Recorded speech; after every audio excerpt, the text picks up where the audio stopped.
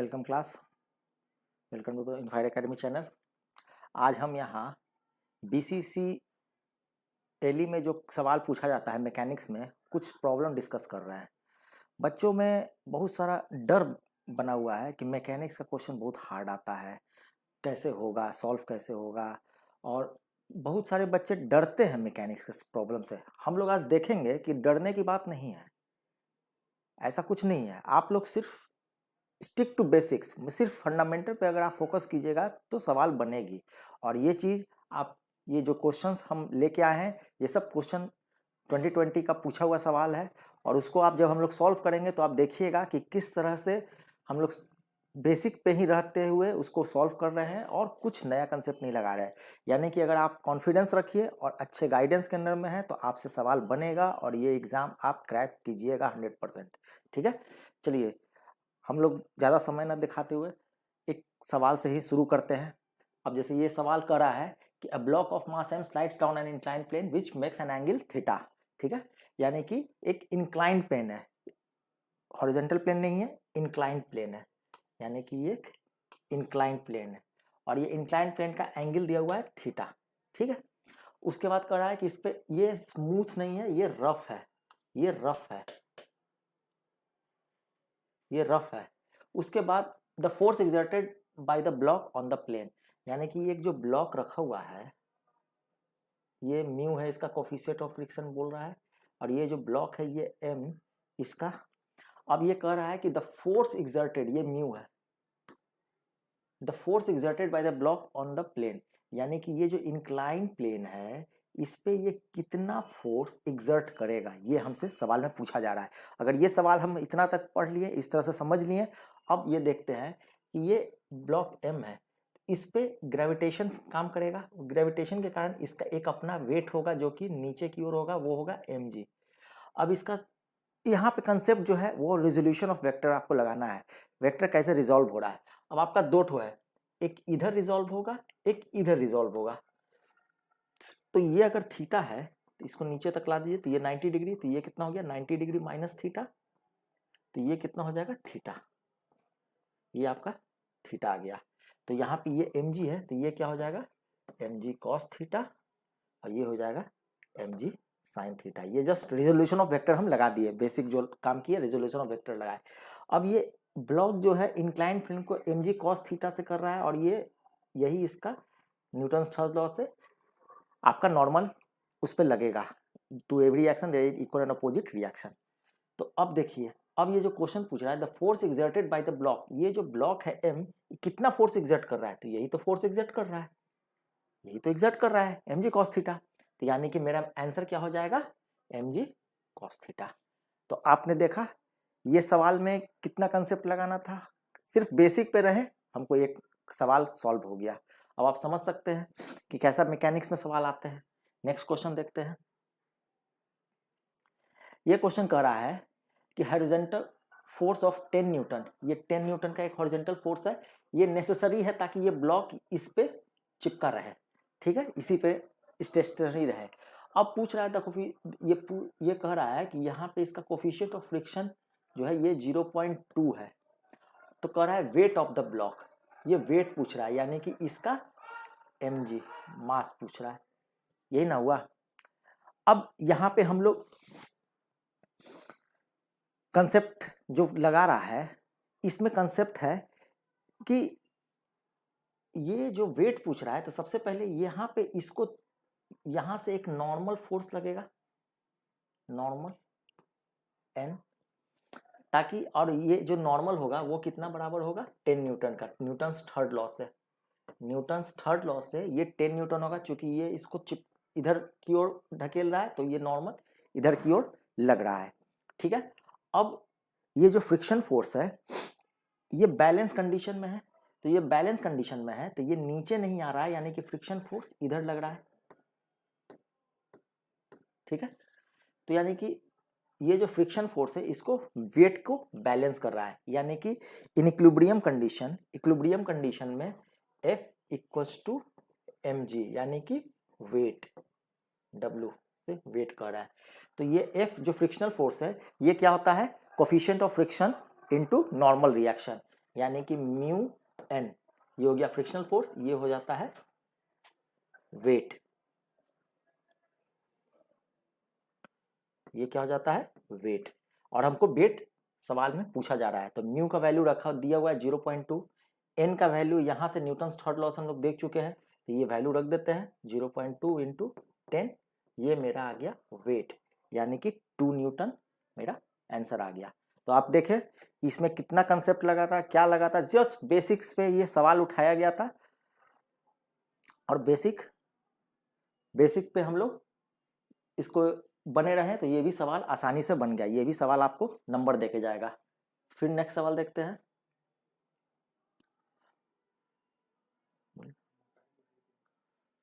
ठीक है, अब ये तीसरा सवाल ये बोल रहा है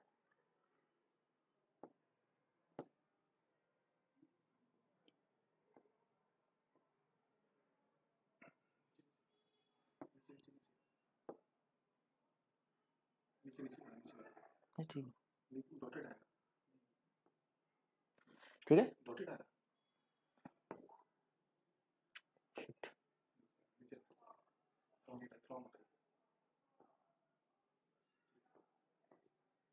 चलिए ठीक है। अब हम लोग ये सवाल कर रहा है, a block of metal weighing 2 kg is resting on a frictionless plane, it is struck by a jet releasing water at a rate 1 kg per second and a speed इतना, यानी कि एक प्लेन पे रखा हुआ है एक मेटल ब्लॉक, ये मेटल ब्लॉक इस पे रखा हुआ है। अब कह रहा है इसका मास है 2 kg, ठीक है 2 kg इसका दिया हुआ है। अब बोल रहा है कि ये प्लेन कैसा है, स्मूथ प्लेन है, ठीक है, ये फ्रिक्शनलेस प्लेन है, और इसको स्टक किया जा रहा है वाटर से, यानी कि आप यहाँ से तेजी से पानी का एक फुवारा देते जा रहे हैं, जिसके कारण ये तेजी से जो आ रहा है इसके कारण इसका स्पीड कितना हो गया 5 मीटर पर सेकेंड, 5 मीटर पर सेकेंड। तो इसका पूछ रहा है इनिशियल एक्सीलरेशन। अब यहाँ पे इस सवाल का जो कंसेप्ट है वो क्या है, ये कंसेप्ट ये सवाल में आपसे पूछना चाह रहा है कि क्या आप जानते हैं कि force is nothing but rate of change of momentum. अगर ये बात जान रहे हैं तो ये सवाल बना दीजिएगा, बस यही कंसेप्ट है, जस्ट आपका इसका ये बेसिक अगर आप जान रहे हैं तो ये भी सवाल सॉल्व हो जाता है। ठीक है, तो force is nothing but rate of change of momentum, momentum is what, momentum is nothing but m into v. और मेरा यहाँ पे क्या दिया हुआ है, मेरा v कांस्टेंट दिया हुआ है, v कितना है 0.5 मीटर पर सेकेंड, m मेरा चेंज कर रहा है, कैसे चेंज कर रहा है 1 kg पर सेकेंड, यानी कि dm बाई dt मेरा दिया हुआ है और v दिया हुआ है, ये भी दिया हुआ है, ये भी दिया हुआ है। Rate of change of mass कितना है 1 kg पर सेकेंड, और मेरा स्पीड कितना है 5 मीटर पर सेकेंड, यानी कि मेरा फोर्स कितना हो गया 5 न्यूटन। तो फोर्स हमको पता चल गया 5 न्यूटन। अब सेकंड लॉ से F equals to m a, F equals to m a, F कितना हो गया आपका 5, M कितना हो गया 2 kg, A हमसे सवाल में पूछ रहा है तो A कितना हो जाएगा 2.5 मीटर पर सेकंड स्क्वायर, बस हो गया, आंसर आ गया। अब देखिए 3 सवाल आप बना दिए 2020 का, आपको 3 सवाल बना के आपको खुद लगा होगा कि मैकेनिक्स के सवाल से डरने की आवश्यकता नहीं है, सिर्फ आपको बढ़िया से कंसेप्ट आपका क्लियर है, आप बेसिक्स जान रहे हैं, उसका सिर्फ बेसिक्स लगाएंगे वो सवाल बन रहा होगा। तो आपको अब लग रहा होगा कि अगर आपको सही गाइडेंस मिले तो ये मैकेनिक्स के सवाल से आप डरिएगा नहीं, है ना। चलिए नेक्स्ट क्वेश्चन पे बढ़ते हैं। क्वेश्चन नंबर, नेक्स्ट क्वेश्चन क्या बोल रहा है, ये बोल रहा है a work done in moving a body of mass 4 kg with uniform velocity for 10 second. तो अब इसमें वर्क डन पूछा जा रहा है, तो ये जस्ट एक फॉर्मूला पुटिंग ही सवाल ये भी है, ठीक है। फॉर्मूला पुटिंग सवाल ये है कि हमको पता होना चाहिए कि work done is what, work done is nothing but F dot D, यहाँ ये फोर्स है ये डिस्प्लेसमेंट है। अब यहाँ पे जो मास है 4 kg का उसको यूनिफॉर्म वेलोसिटी से 10 सेकेंड तक चलाया गया, ठीक है, ये मास है, इसको 10 सेकेंड तक यहाँ से यहाँ चलाया गया, 10 सेकेंड तक यूनिफॉर्म वेलोसिटी से, वेलोसिटी क्या है 5 मीटर पर सेकेंड से चलाया गया। तो अब हमको यहाँ पे पता चल जाएगा कि डिस्टेंस कितना ये ट्रैवल करेगा। तो चूंकि ये जो डिस्टेंस ट्रैवल करेगा it is nothing but displacement, why, because it is a straight path. Straight path में डिस्टेंस और डिस्प्लेसमेंट एक ही होता है। ये कितना हो जाएगा 10 इंटू 5 50 मीटर, 50 मीटर, यानी कि यहां से यहां आने में ये 50 मीटर की दूरी तय किया। तो हमको डी पता चल गया 50 मीटर। ठीक है, अब है फ्रॉम वेलोसिटी 10 सेकेंड। अब इस पे एक फ्रिक्शन फोर्स लगेगा, इस पे फ्रिक्शन फोर्स लगेगा क्योंकि ये स्मूथ सरफेस नहीं है। तो फ्रिक्शनल फोर्स बराबर क्या हो जाएगा म्यू इंटू एन। अभी हम लोग ने पिछले वाला सवाल में ही देखे थे, ये फ्रिक्शनल फोर्स का फॉर्मूला हुआ। तो म्यू कितना दिया हुआ है 0.4 और एन क्या हो जाएगा इसका वेट mg, mg के कॉरस्पॉन्डिंग यहाँ पे नॉर्मल लगेगा। तो ये नॉर्मल और mg सिर्फ यही दो फोर्स है। तो फ्री बॉडी डायग्राम से हम देख सकते हैं कि नॉर्मल और mg एक दूसरे का अपोजिट है। तो ये कितना हो जाएगा आपका 4 kg वेट इंटू 9.8। ठीक है, अब वर्क डन पूछ रहा है। तो वर्क डन में ये डॉट हटाएंगे तो ये क्या हो जाएगा फोर्स हो गया frictional force D cos 180 degree. चूंकि फ्रिक्शनल फोर्स इधर लग रहा है, चल इधर रहा है, तो ये दोनों में डिस्टेंस जो है मेरा डिस्प्लेसमेंट इस डायरेक्शन में, फ्रिक्शनल फोर्स इस डायरेक्शन में, यानी कि 180 डिग्री बन रहा है। तो ये फ्रिक्शनल फोर्स का वैल्यू यहाँ से लिख दीजिएगा 4 इंटू 0.4 इंटू 9.8 और डी का वैल्यू मेरा यहाँ से आ गया 50 मीटर और कॉस 180 डिग्री कितना होता है -1। ठीक है, अब यहाँ से आप वैल्यू रख दीजिएगा। तो यहाँ से आप लोग जो वैल्यू रखिएगा ये आ जाएगा 784 जूल निगेटिव में। अब चूंकि आंसर दे रहा था work done in moving, work done कितना करना पड़ेगा, तो ये निगेटिव है चूंकि ये फ्रिक्शनल फोर्स कर रहा है। तो फ्रिक्शनल फोर्स को ओवरकम कीजिएगा तो इतना ही पॉजिटिव में वर्क कीजिएगा तब इतना काम होगा। तो ये इसका आपका ये आंसर हो गया। तो ये भी सवाल आपका बन गया। तो 4 सवाल आपने देखा, चारों सवाल आपका आराम से बन गया। ठीक है, नेक्स्ट सवाल पे हम लोग जाएंगे, 5वां सवाल। अब आपको लग रहा होगा कि BCCLE जो है वो सिर्फ और सिर्फ आपका बेसिक्स चेक कर रहा है, बट बच्चे लोग जो आपके सीनियर्स हैं वो इस तरह से एक आप लोग को बता दिए हैं कि इसमें बहुत हार्ड आता है, बहुत हार्ड आता है। ऐसा कुछ नहीं है, बढ़िया से आप लोग पढ़िएगा, एनालाइज कीजिएगा तो देखिएगा कि हर एक सवाल जो है सिर्फ बेसिक्स पे या फंडामेंटल कंसेप्ट पे ही बेस्ड करके पूछता है। ठीक है, अब इसमें से देख लीजिए, ये एक सवाल है, कितना भारी भरकम लाइन लिख दिया, बड़ा सा फोटो बना दिया। अब बच्चे लोग इसको सोचेंगे कि बाप रे बाप बहुत भारी सवाल है, इसको छोड़ के आगे निकलते हैं। लेकिन जब इसमें आप अंदर घुसिएगा पढ़िएगा तो ये क्या कर रहा है कि मास है इसका 1 kg दिया हुआ है मास। ये स्लाइस डाउन, ये फ्रिक्शन लेस है, यानी कि इसमें फ्रिक्शन का भी फेरा खत्म, स्मूथ हो गया। ठीक है, अब ये स्टार्ट कर रहा है यहाँ से, ये 2 मीटर है और आफ्टर सी पे पहुंचने के बाद ये इसका यहाँ पे 1 मीटर है। ठीक है, हाइट 1 मीटर दिया हुआ है। अब काइनेटिक एनर्जी पूछ रहा है पार्टिकल का जब यहाँ पे आया, बस।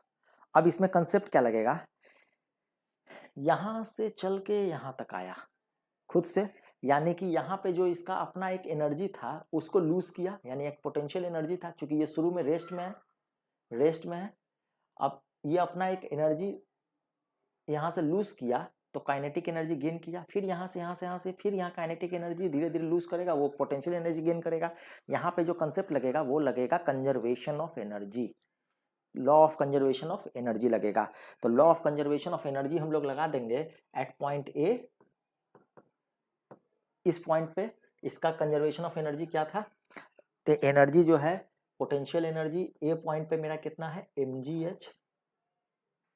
ये पोटेंशियल एनर्जी होता है, आप लोग क्लास 8-9 में भी पढ़े होंगे। और इसका काइनेटिक एनर्जी ए पे कितना हो गया हाफ mv²। लेकिन यहाँ पे क्या है v 0 है, क्योंकि ये रेस्ट में है तो ये 0 हो गया। m का बताया 1 kg, g हमको दिया हुआ है 10, h मेरा दिया हुआ है 2। तो यहाँ पे ये कितना हो जाएगा, हम लोग वहां से m मेरा कितना दिया हुआ है 1, g 10 और h 2। यानी कि 5 जूल। अब इस पॉइंट का एनर्जी और इस पॉइंट पे एट पॉइंट पी, तो पी पे जो है कंजर्वेशन ऑफ एनर्जी लगाएंगे, तो यू एट पी कितना हो जाएगा, m g h at P, तो ये कितना हो जाएगा H1 G 10, H मेरा कितना हो गया 1 मीटर, तो ये कितना हो गया 10 जूल, ये यहाँ पे 20 जूल है, सॉरी, ठीक है, ये हो जाएगा 10 इंटू 2 20 जूल। अब ये 10 जूल हो गया। काइनेटिक एनर्जी मेरा पूछ ही रहा है, जो कि हमको निकालना है, काइनेटिक एनर्जी ही तो हमसे पूछ रहा है। दोनों पॉइंट पे एनर्जी कंजर्वेशन लगा देते हैं, तो यानी कि 20 plus 0 is equal to 10 plus kinetic energy. अब यहाँ से काइनेटिक एनर्जी बराबर ये इधर जाएगा 10 जूल, तो ये 10 जूल आ गया। अब आप देखिए, ये सवाल में एग्जाम में बनाने में अगर आपको कंसेप्ट पता है तो हमको नहीं लगता है कि ये आधा मिनट से ज़्यादा, आधा मिनट से भी कम समय में आपका जो है कैलकुलेशन तक, कैलकुलेशन भी कितना इजी है, और ये आपका सवाल कंप्लीट हो गया। तो अगर आप सही से अगर पढ़िएगा, क्वेश्चन से आपको डरना नहीं है मैकेनिक्स के, ठीक है, और BCCLE में एकदम अच्छा रैंक, मतलब अंडर 10 रैंक आराम से लाइएगा। चलिए एक और सवाल देखते हैं। इस सवाल में क्या करा है कि a mass of 10 kg suspended by a rope of length 4 metre, ठीक है, एक मास सस्पेंड है from ceiling, a force F is applied, यानी कि एक 10 kg का मास है, सीलिंग से लटक रहा है, और ये रोप का लंबाई कितना है 4 मीटर, ठीक है, from a force F is applied horizontally at the mid point, यानी यहाँ पे कहीं एक फोर्स F लगता है। F लगने के कारण क्या होता है, such that the top half of the rope makes an angle 45 degree, यानी कि ये जो है अब जो है 45 डिग्री बना देगा, ये फोर्स लगने के कारण। तो पता है कि फोर्स क्या होगा, यानी कि अब नेक्स्ट केस मेरा क्या बनेगा, ऐसा बनेगा, ऐसा हो गया, और ये हमको पता है ये 2 मीटर हो गया, ये 2 मीटर हो गया, चूंकि ये मिड पॉइंट पे लग रहा है फोर्स, ये हो गया फोर्स, और ये हो गया 45 डिग्री दिया हुआ है। अब ये 10 kg है, तो यहाँ पे एक लगेगा mg, ठीक है। अब इसमें सवाल पूछ रहा है कि F कितना होगा, तो ये जो सवाल है, ये सवाल बहुत छोटा सा कंसेप्ट है, फ्री बॉडी डायग्राम पे। न्यूटन्स लॉ पढ़ने के पहले जो हम लोग फ्री बॉडी डायग्राम पढ़ते हैं, बस वो अगर जान रहे हैं ये सवाल बन गया, यानी सिर्फ एक छोटा सा कंसेप्ट है इसमें, फ्री बॉडी डायग्राम। तो हम लोग इसका फ्री बॉडी डायग्राम बनाते हैं। पहले यहाँ पे एक टेंशन हो जाएगा, यहाँ पे भी एक टेंशन होगा, इसको T1 कर देते हैं, इसको T2 कर देते हैं, ठीक है। अब यहाँ पे पहले फ्री बॉडी डायग्राम लगाते हैं, तो यहाँ पे फ्री बॉडी डायग्राम बनाएंगे तो क्या हो जाएगा, ये एक टेंशन T2 है और नीचे mg है, यानी कि T2 इक्वल्स टू mg। चलिए हो गया। और यहाँ पे फिर लगाते हैं फ्री बॉडी डायग्राम, तो यहाँ पे जब लगाएंगे तो वो क्या देखेंगे कि यहाँ पे आ गया फोर्स F, ये आ गया टेंशन T1, तो यहाँ पे ये हो जाएगा T1 cos थीटा, यानी यहाँ इसको थीटा मान लेते हैं, तो ये थीटा कितना हो जाएगा, अल्टरनेट एंगल से 45 डिग्री, तो ये हो गया T1 cos 45 डिग्री, और यहाँ पे हो जाएगा T1 sin 45 डिग्री। चलिए, और यहाँ तक आ गया, और एक नीचे आ रहा है T2। इस पॉइंट पे पहला फ्री बॉडी डायग्राम ये बना है, दूसरा फ्री बॉडी डायग्राम यहाँ पे हम लोग बना दिए, इसका ये फ्री बॉडी डायग्राम है। अब यहाँ से हमको पता चल गया कि T1 cos 45 इज T2, और ये दोनों बैलेंस, और यहाँ से जो बैलेंस करेंगे ये क्या आ जाएगा, T1 sin 45 degree is F। अब देखिए, यहाँ से M पता है, G पता है, यानी हमको T2 पता है, T2 पता चल गया तो T1 पता चल जाएगा, T1 पता चल जाएगा तो मेरा F पता चल गया। बस दो फ्री बॉडी डायग्राम बनाना था और ये सवाल सॉल्व हो गया। तो अब आप समझ सकते हैं कि जो क्वेश्चन जिन्होंने सेट किया वो सिर्फ आपका ये चेक करना चाह रहा है कि आप कितने अच्छे से मैकेनिक्स को पढ़े हैं, बस सिर्फ आपका कंसेप्ट वो चेक किया। तो यहाँ से T2 का वैल्यू कितना आ जाएगा आपका, T2 का वैल्यू हो जाएगा, अगर 9.8 रखिएगा तो T2 का वैल्यू आ जाएगा 98 न्यूटन, 98 न्यूटन आपका ये वैल्यू आ गया। और T1 यहाँ फिर इसको वैल्यू रखिएगा तो T1 cos theta equals to T2, तो यहाँ T1 का वैल्यू कितना आ जाएगा, T2 cos 45 कितना होता है 1/√2, तो यहाँ पे जब जाएगा इधर जाएगा तो T2 को इतना आ जाएगा, यानी T2 मेरा कितना है 98, तो ये हो गया 98√2। अब यहाँ से ये T1 का वैल्यू रख देते हैं 98√2 और T1 साइन थीटा का वैल्यू 1/√2, और यहाँ से ये हो जाएगा f, √2 कट गया 98 आ गया, यानी कि मेरा ये आंसर आ गया। चलिए ये भी सवाल आपने देखा क्या आपसे पूछ रहा था, और आप भी जानते हैं कि एली के सवाल में अगर आप 22 से 100 मैथ और मैकेनिक्स दोनों मिलाकर 100 क्वेश्चंस होते हैं, 50 मैकेनिक्स 50 मैथ्स, दोनों मिलाकर आप 22 से 25 सवाल अगर आप सही कर देते हैं तो आपका रैंक कहाँ जाएगा, एकदम आपका रैंक आ जाएगा अंडर 20, यानी सिर्फ 20-25 सवाल सही करना है। अभी तक हम जो डिस्कस किए 5 सवाल, ये 5 सवाल या 6 सवाल जो भी डिस्कस मैंने किया उसमें आपने देखा होगा कि क्या पूछ रहा है, और इसी तरीके से आपका 100 सवाल रहेगा। कुछ सवाल होंगे जो आपको छोड़ना है, वो बहुत लेंदी होगा, टाइम को देखते हुए टाइम मैनेजमेंट भी करना है, बट क्या पूछ रहा है और कैसा पूछ रहा है अब आपको धीरे धीरे आप ग्रास्प कर रहे होंगे कि कैसा कैसा क्वेश्चन बीसीसीएलई में पूछता है, और ये क्वेश्चन पूछने के लिए आपको किस तरह का तैयारी करना है ये भी आपको अब समझ में आ रहा होगा। चलिए एक और सवाल हम लोग देखते हैं, नेक्स्ट सवाल 8th क्वेश्चन। अब ये नेक्स्ट क्वेश्चन है कि दो फोर्स है P Q, इसका रिजल्टेंट R दिया हुआ है, एक कंडीशन दिया हुआ है सच दैट, ये कंडीशन दिया हुआ है पहला, द एंगल थीटा पूछ रहा है किसके किसके बीच, 2P और Q के बीच विथ Q, यानी कि पहला का सवाल में ये हो गया P, ये हो गया Q, और ये हो गया आपका रिजल्टेंट R, ये हो गया फर्स्ट केस। तो फर्स्ट केस में P Q R पूछ दिया, अब यहाँ पे एंगल का कंसेप्ट पूछ रहा है, तो यानी कि एंगल का जब भी कंसेप्ट पूछे तो आपको वेक्टर में एक डॉट प्रोडक्ट पढ़ना रहता है।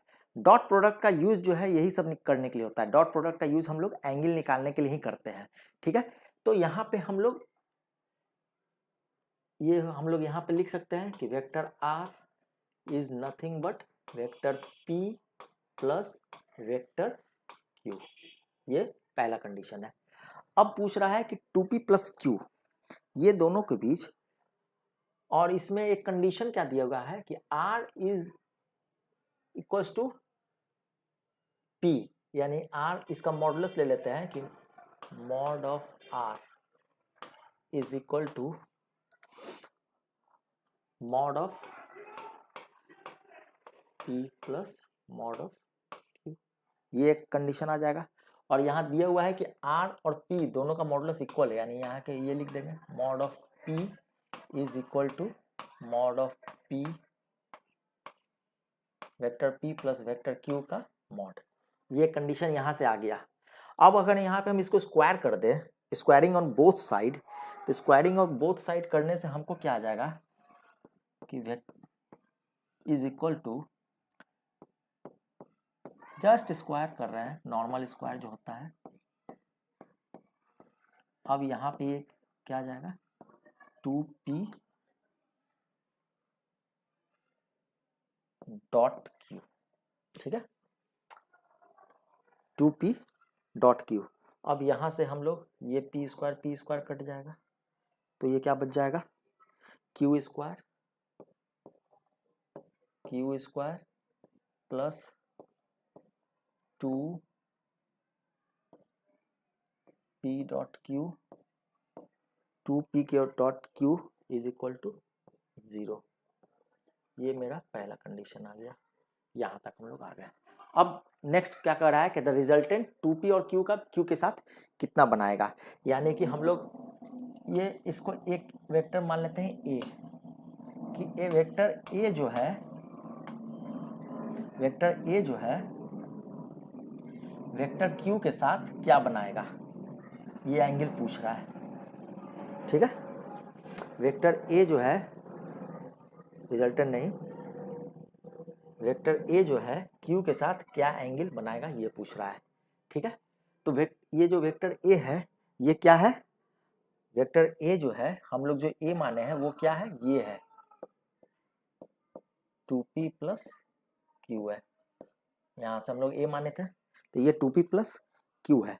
अब ये एंगल पूछ रहा है, तो एंगल में हम लोग क्या जानते हैं, डॉट प्रोडक्ट, तो डॉट प्रोडक्ट लिख देते हैं, cos theta is equal to mod of A mod of B, नहीं ए डॉट क्यू होगा ना, सॉरी गलती, उल्टा ऊपर का नीचे लिख रहा है, vector A dot vector Q mod of A mod of Q, ठीक है, ये उधर चला जाएगा ए डॉट क्यू। अब इस फॉर्मूला में ए और क्यू इसका वैल्यू रख देते हैं, ए क्या है 2p plus Q, 2p plus Q dot Q, और नीचे उतना ही रह जाएगा ए क्यू, ठीक है। अब जो है इसमें वैल्यू पुट कर देते हैं, ठीक है।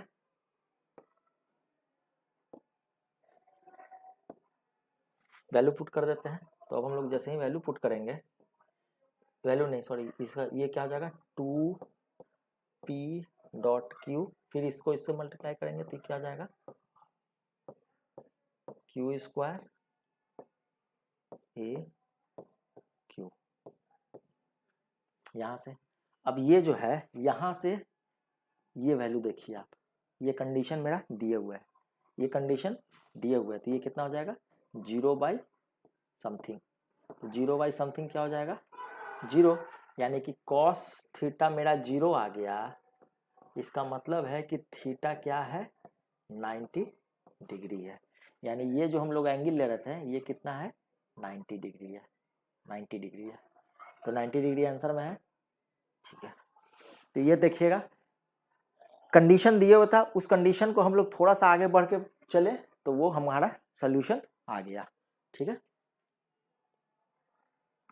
अब नेक्स्ट क्वेश्चन है, इस क्वेश्चन में क्या बोल रहा है कि 60 horse power electric motor lift कर रहा है एक एलिवेटर को, एक एलिवेटर है मान लीजिए लिफ्ट, जिसको हम लोग वो अपार्टमेंट में होता है लिफ्ट, वो लिफ्ट में क्या होता है ऐसे ऐसे दीवार रहता है, दोनों के बीच में लिफ्ट ऊपर नीचे करता है, मैक्सिमम लोड कैपेसिटी इसका दिया हुआ है, कितना ये ज्यादा से ज्यादा लोड उठा सकता है, तो 2000 KG, 2000 KG, friction force on the elevator 4000 Newton लगेगा, तो इसका पूछ रहा है स्पीड कितना होगा, 4000 न्यूटन ये लगा सकता है, ये दोनों जो एक्सीलरेटर पे ये फ्रिक्शन इतना दे सकता है, तो अब स्पीड पूछ रहा है जब फुल लोड पे हो, यानी कि 2000 जो केजी वो उठा सकता है वो 2000 केजी उस पर बैठा ही दिए हैं, यानी फुल लोड कंडीशन है, तो फुल लोड कंडीशन में जी का वैल्यू हमको 10 मीटर पर सेकंड स्क्वायर करना है, अब हमको इसका स्पीड निकालना है, तो इसमें जो कंसेप्ट यूज होगा, इसका कंसेप्ट भी बहुत आसान है,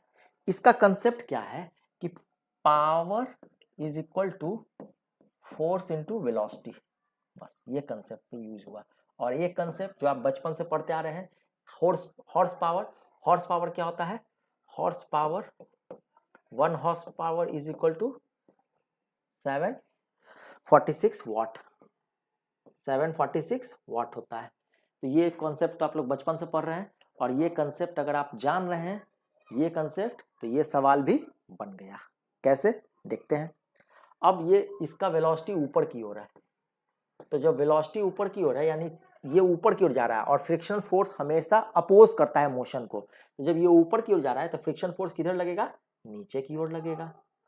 अब देखिए यहाँ पे ये भी वेट भी नीचे, फ्रिक्शन फोर्स भी नीचे, तो और सिर्फ केवल जो होता है, जो उसको लिफ्ट को खींच के ऊपर ले जाता है, उसका अपना एक टेंशन होगा T2, ठीक है। तो यहाँ पे टेंशन जो केबल में है, T2 नहीं, T भी बोल सकता है, कुछ भी बोलिए, T ही बोलिए, टेंशन जो है वो T है, तो यहाँ से हम फ्री बॉडी डायग्राम से आप देख सकते हैं, ऊपर में सिर्फ T, नीचे में mg इसका, और ये फ्रिक्शनल फोर्स, यानी T is equal to F plus mg, ये केस हो गया। ठीक है, अब इसका वैल्यू रख दीजिएगा, m का वैल्यू रख दीजिएगा 2000 kg, g का 10, f का रख दीजिएगा म्यू, f का दिया हुआ है 4000 न्यूटन डायरेक्ट दिया हुआ है, तो इसका आ जाएगा टेंशन इन द केबल आ जाएगा 24,000 महीना, तो 1000 न्यूटन, 24,000 न्यूटन ये टेंशन आ गया। अब हमको इसका लिफ्ट का हमको पावर पता चल गया है, यानी हमको पावर पता चल गया है, फोर्स हमें पता हो गया, ये टेंशन फोर्स पता चल गया, तो हमको वेलोसिटी पूछ रहा है। देख लीजिए, सिर्फ यही इतना सवाल में लगाना था। तो यहाँ से वेलोसिटी बराबर क्या हो जाएगा, P/F। P मेरा कितना है 60 हॉर्स पावर है, तो इसको 746 से मल्टीप्लाई कर दीजिएगा। फोर्स मेरा कितना हो गया 24,000 न्यूटन, बस ये कितना आ जाएगा आपका 1.865।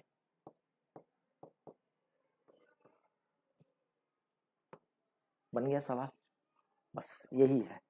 अब आप देख रहे होंगे जैसे जैसे आप सवाल बनाते जा रहे हैं, आप देखते जा रहे हैं, समझते जा रहे हैं, अब आपको लग रहा होगा कि अगर आप एक सही डायरेक्शन में, सही तरीके से, सही समय पे अगर आगे बढ़िएगा तो आपके लिए मंजिलें कितनी आसान हो सकती है, और अगर आप वही पुराने धड़ल्ले पे चलिएगा तो आपके लिए मंजिल कितनी मुश्किल हो सकती है। जैसे कि आपके सीनियर्स बोलते भी होंगे कि बरेली में बहुत भारी सवाल आता है, और आपने भी 2020 के किसी एक साल का आया हुआ ही पेपर आप भी एनालाइज कर रहे हैं, अब आपको फर्क समझ में आ रहा होगा। ठीक है, अब ये नेक्स्ट क्वेश्चन पे हम लोग बढ़ते हैं। तो नेक्स्ट क्वेश्चन पे बढ़ते हैं। इस क्वेश्चन में क्या है, ए बॉडी ए इतना है, हैज एन इनिशियल वेलोसिटी इतना, और it collides with another body B of same mass with initial velocity 5J। ठीक है, ये एक I में है, एक J में है। After collision A moves with velocity इतना। ठीक है, the energy of B after collision, तो एनर्जी पूछ रहा है। तो अब इसमें जो है एक बॉडी जो है I में, यानी कि कुछ X में ऐसे जा रहा है, एक बॉडी जो है J में ऐसे आ रहा था, और ये दोनों कोलाइड कर गया, मतलब कहीं बॉडी इधर से आ रहा होगा, ये इधर से आ रहा था, दोनों एक जगह आके कोलाइड कर गया। ये बिफोर कोलिजन, और आफ्टर कोलिजन क्या हुआ, दोनों हेड ऑन कोलिजन हुआ है, तो अपना अपना डायरेक्शन में, एक इधर चला गया, एक इधर कहीं चला गया। तो एक का दिया हुआ है, एक का वेलोसिटी दिया हुआ है ए का, ए बी। अब ए का वेलोसिटी दिया हुआ है और बी का एनर्जी पूछ रहा है, तो अगर आप इसका बी का वेलोसिटी निकाल दीजिएगा, इसका वेलोसिटी दिया हुआ है तो इसका वेलोसिटी निकल जाएगा, तो एनर्जी क्या हो जाएगा, काइनेटिक एनर्जी सिर्फ इसमें है, काइनेटिक एनर्जी यानी कि ½ mv², ये लगा दीजिएगा तो आपका एनर्जी आ जाएगा। तो ये सवाल में जो आपको जानना था, चूंकि ये कोलिजन का कोई भी सवाल होता है उसमें कंजर्वेशन ऑफ लीनियर मोमेंटम आंख बंद करके लगा दीजिए, चूंकि एक्सटर्नल फोर्स कोई काम नहीं ना कर रहा है, उस सिस्टम पे कोई एक्सटर्नल फोर्स काम नहीं कर रहा, वो ये बॉडी अपना जा रहा था, ये बॉडी अपना जा रहा था, दोनों टकरा गया तो अपना लीनियर मोमेंटम इसमें कंजर्व रहेगा, और लीनियर मोमेंटम कंजर्वेशन लगाइएगा तो यहाँ इसका और इसका लीनियर मोमेंटम बराबर इसका और इसका लीनियर मोमेंटम, बस ये कर दीजिएगा, यानी कि ये linear momentum MAVA plus MBVB is equal to, ये पहला कंडीशन में MA इसका मान लीजिए कैपिटल भी A, इसका कैपिटल भी B, VA प्लस MBVB। अब यहाँ पे आप देख सकते हैं कि आपको MA दिया हुआ है और क्या कर रहा है, सेम मास यानी MB दिया हुआ है, जब सेम मास है तो ये कट गया। अब यहाँ VA आपको दिया हुआ है कितना 3I प्लस VB आपको कितना दिया हुआ है 5J बराबर ए का velocity V A, capital V a कितना दिया हुआ है 4I + J, और वी भी आपको नहीं पता है, ये निकालना है। अब ये क्या, एक सिंपल लीनियर इक्वेशन है, आप इसको निकालने में आपको कितना टाइम लगेगा, एक सिंपल लीनियर इक्वेशन है, यहाँ से वी का वैल्यू आ जाएगा, क्या आ जाएगा -I + J, यानी कि इसका मॉडुलस कितना हो जाएगा √2 इसका मॉडुलस हो गया। अब यहाँ पे वैल्यू रख दीजिएगा हाफ mv², तो कितना हो जाएगा हाफ m कितना हो गया 0.1, अब भी कितना है √2 को स्क्वायर कीजिएगा तो 2 ये 2 कट गया 0.1 यानी 1/10 जूल आ गया। बस हो गया, यही सवाल था, खत्म। अब आप सब देख सकते हैं कि लीनियर मोमेंटम है। सिर्फ आपको, अगर आप कोलिजन पढ़ते हैं, कोलिजन में जानते हैं कि कोलिजन में कंजर्वेशन ऑफ लीनियर मोमेंटम होगा, तो आप ये सवाल आराम से बना देते हैं उस समय पे। तो आपको सिर्फ बेसिक्स को कमांड करना है। अगर आपने बेसिक्स फंडामेंटल चीज़ों पर कमांड कर लिया है तो मैकेनिक्स का सवाल भी आपसे नहीं छूटेगा, और 50 सवाल में से अच्छे अगर बढ़िया से आपने पढ़ा है तो 40 सवाल तक आप बना सकते हैं। हालांकि सिलेक्शन यहाँ 22-25 पे हो रहा है। अब आप समझ सकते हैं ये हवा का चीज़ नहीं है। आपको जो बता रहा है कि हार्ड है, ऐसे है वैसे है, एकदम किसी का बात नहीं सुनना है, आप खुद एनालाइज कीजिए क्या है नहीं है। समझ रहे हैं? ठीक है, फिर नेक्स्ट सवाल देखते हैं। अब ये एक सॉलिड स्फीयर है of radius r, mass density दिया हुआ है। अब कह रहा है minimum density of liquid in which it will float. अब इसमें एक मिनिमम डेंसिटी लिक्विड का कितना होना चाहिए ताकि वो फ्लोट करे, उसमें डूब न जाए, ऊपर उस पर तैरे, मतलब डूबे नहीं तैरे। आप जान रहे हैं कि डेंसिटी, अगर जैसे एक लोहा है, लोहा का छोटा सा नेल भी डालिएगा तो वो लोहा गिर जाता है, क्योंकि उसका डेंसिटी हाई होता है वाटर के डेंसिटी से।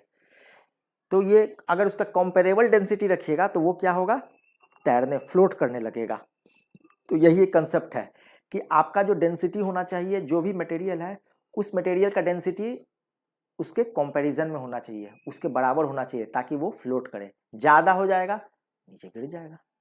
ठीक है, तो ये सवाल भी देखते हैं। तो ये सवाल में जस्ट हम लोग जो ये स्फीयर है, ये लिक्विड इस पे क्या लगाएगा रो भी इंटू जी, और इसका अपना वेट होगा mg। तो ये लिक्विड के कारण ये इसका अपना, ये दोनों अगर बैलेंस कंडीशन जो होगा, लिमिटिंग कंडीशन, ये दोनों इक्वल हो जाए, यानी कि रो भी जी इक्वल हो जाए mg के लिमिटिंग कंडीशन पे, तो ये बॉडी नहीं डूबेगा। अभी हम लोग देख भी रहे हैं, यानी कि रो भी इज इक्वल टू m, ये हो गया तो बॉडी नहीं डूबेगा। अब बस इस पे रख देना है। अब पहले इसका m हमको पता कर लेना है, m क्या होगा। तो ये जो स्फीयर है, ये जो स्फीयर है इसका दिए हुआ है रो, उसी रो से हमको एक रेडियस r पे एक छोटा सा टुकड़ा काट लेना है। ये कटिंग छटिंग वाला काम इंटीग्रेशन में आप लोग भी पढ़े होंगे। ये dr लेंथ का काट लेना है, और इसके बाद इसको इंटीग्रेट कर देना है 0 to capital R। 0 to capital R integrate कर देंगे तो इसका हमको मास पता चल जाएगा। तो यानी कि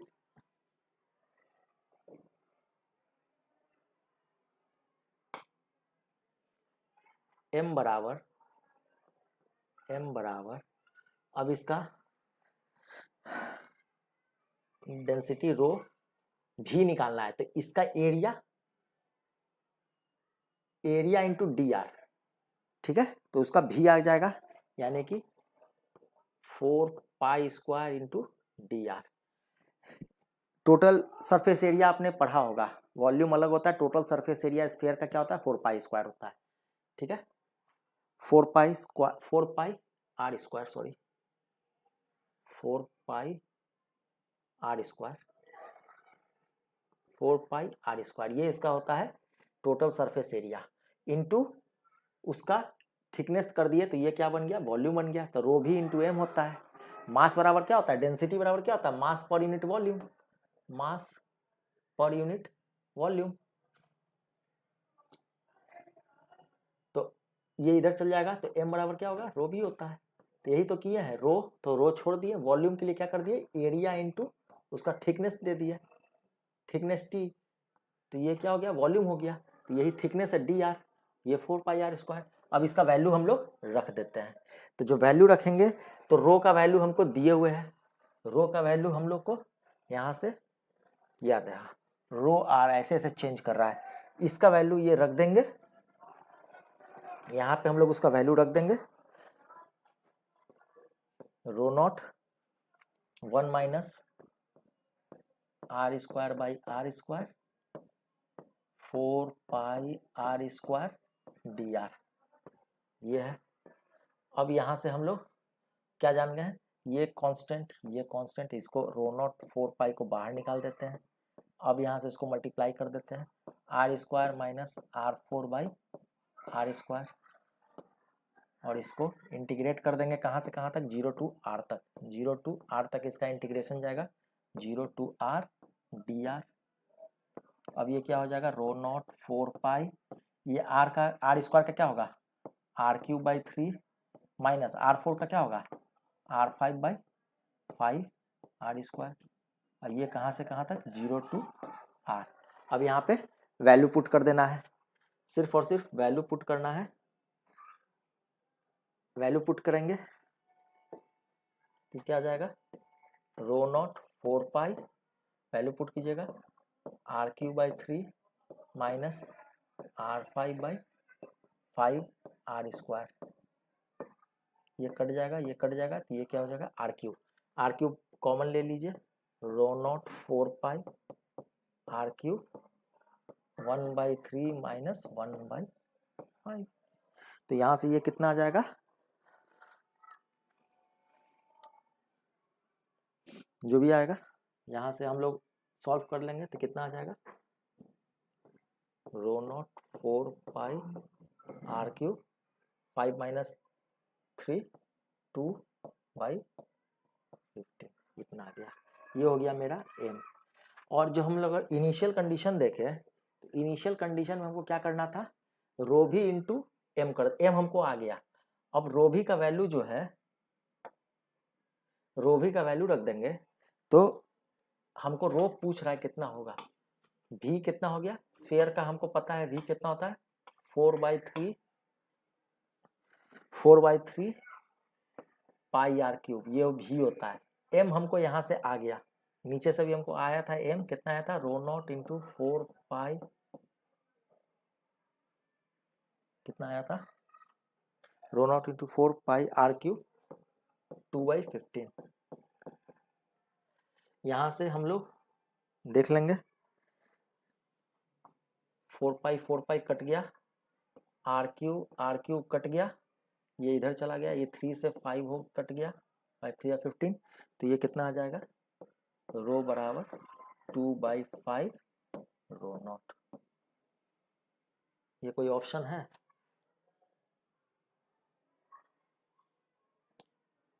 ये रहा ऑप्शन, सॉरी ये रहा ऑप्शन मेरा।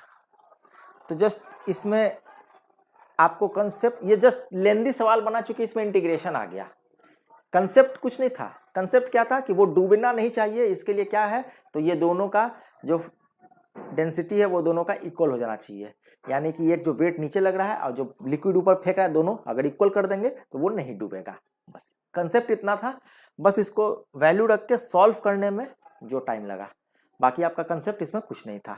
तो आपको लगा होगा, अब आपको भी थोड़ा थोड़ा कॉन्फिडेंस आ रहा होगा कि मैकेनिक्स सवाल कैसे डील किया जाता है, सिर्फ और सिर्फ कंसेप्ट पे ही। फिर देखते हैं, अब ये सवाल ये कह रहा है कि particle of mass m is drop from height h above the ground, at the same time another particle of the mass m is thrown vertically upward from the ground with the speed इतना, अगर if they collide head on inelastically मतलब वो दोनों जाके चिपक जाएगा, elastic मतलब ये उसको धोर के फेंका जाता है, और इनइलास्टिक जाके दोनों चिपक गया। Inelastically the time taken for the combined mass, जब चिपक जाएगा तो दोनों तो कंबाइंड ही हो जाएगा ना, combined mass to reach the ground.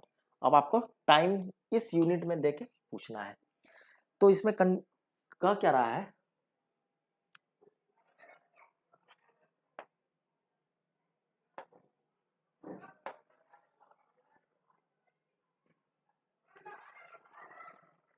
चलिए इसमें कह क्या रहा है,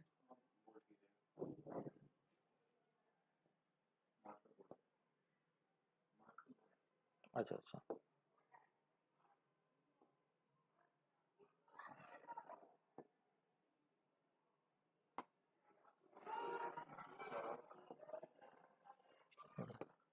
चलिए पहला कंडीशन क्या कह रहा है,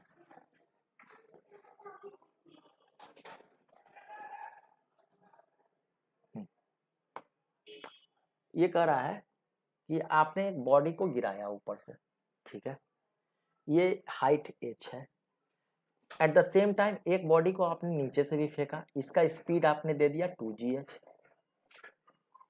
एक बॉडी को ऐसे ही गिराया और एक बॉडी को इधर से दे दिया, दोनों कहीं एक जगह आके, कहीं आके दोनों बॉडी एक दूसरे में आके चिपक गया। अब जब चिपक गया तो इसको कितना समय लगेगा फिर नीचे सब कंबाइंडली गिरने में, ये सवाल आपसे, ये सवाल था। अब ये सवाल सॉल्व कैसे करेंगे, तो पहले एक एक करके हम लोग, ये कितना हाइट, ये डिस्टेंस कवर किया मान लीजिए h डैश, और ये डिस्टेंस कवर किया h डबल डैश, तो यहाँ से हमको ये पता चल गया कि जो h है it is nothing but h dash plus h double dash है।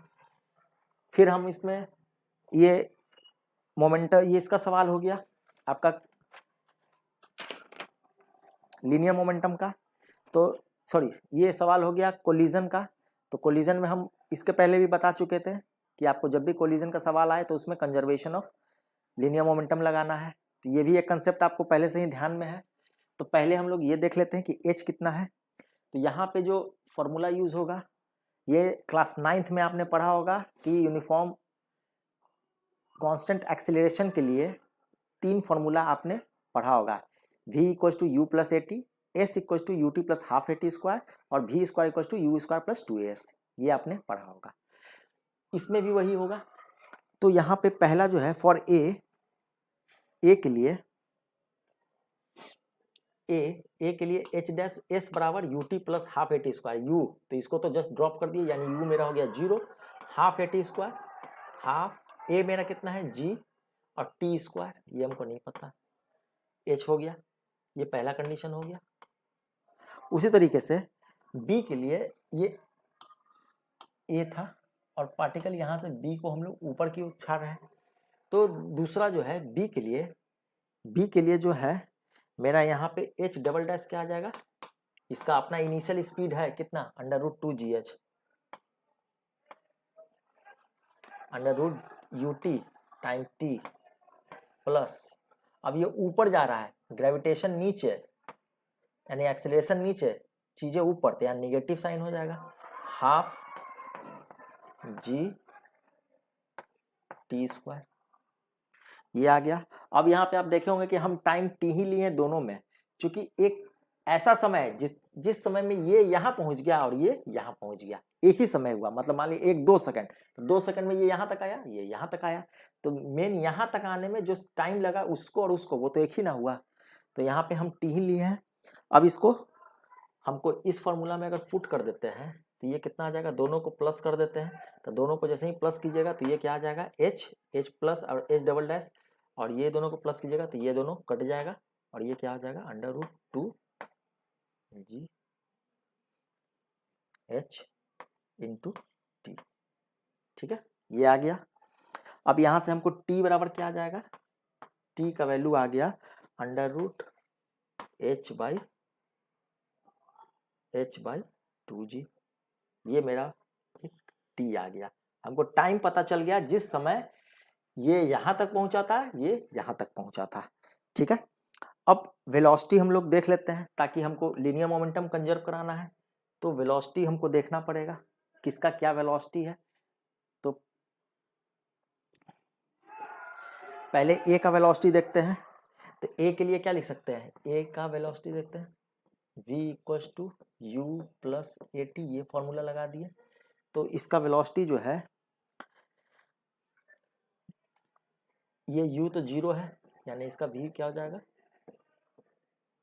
जी टी, और टी का वैल्यू हमको पता चल गया है, कितना पता चल गया, under root H by two G, यानी कि G into under root H by two G, ये पता चल गया है।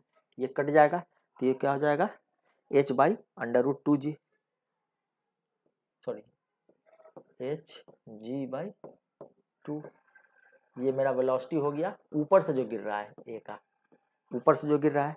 उसी तरीके से बॉडी बी के लिए, बॉडी बी के लिए मेरा वेलोसिटी पता चलना है, तो ये क्या हो जाएगा, वेलोसिटी बी का ये u plus a t, u क्या था under root two g h plus, अब ये प्लस नहीं होगा क्योंकि ये ऊपर जा रहा है, माइनस ए टी जी और टी, ये आ गया।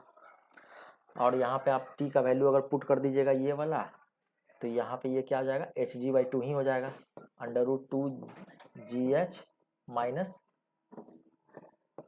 एच जी बाई टू, चलिए हो गया। ये v का वेलोसिटी, ये a का वेलोसिटी, ठीक है। अब हम लोग इसमें लीनियर मोमेंटम लगाते हैं, क्योंकि हम लोग को वेलोसिटी पता चल गया, मास पता है, हम लोग अब लीनियर मोमेंटम लगाएंगे। तो जब कंजर्वेशन ऑफ लीनियर मोमेंटम लगाइएगा, कंजर्वेशन ऑफ लीनियर मोमेंटम जब हम लोग लाएंगे, तो initial is equal to final.